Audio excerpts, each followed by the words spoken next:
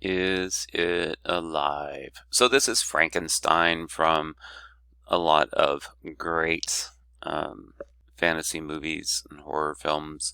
So the idea is that someone created something and it lived. So now we're trying to decide, is your proposed solution viable? Does it live? So what measures the life of a product? Well, first of all is viability. Is it capable of life? And that comes from the Latin word vita, which means life. The next idea is feasibility. Is it capable of being done or carried out? To do or perform is where we get that root word. Etymology is amazing. And desirability means to wish or to long for. So these are the components of the life of a product. So when we're thinking about feasibility, can we make it work? Will it work? Is it possible?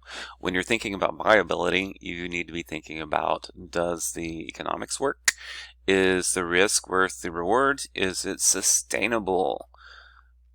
And then when you're looking at desirability and usability, you need to be thinking about, does it address the main point of design? Is it something that the consumers are going to want? And if you have an intersection of all three of those, you have something you can bet on as far as the product design. Okay, so this is the product life cycle. So it starts down here.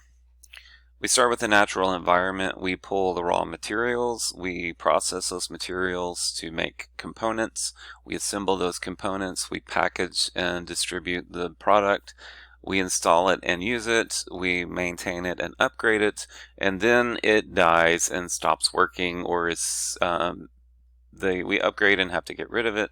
So then we go to disposal. So either we put it back in the natural environment as garbage, or we recycle those materials to materials for processing, or we break it down into its components and reuse those components in assembly, or we take that product and come up with a reuse purpose for it. So that is a quick overview of the product life cycle, and you should be thinking about how your solution is going to fit into this.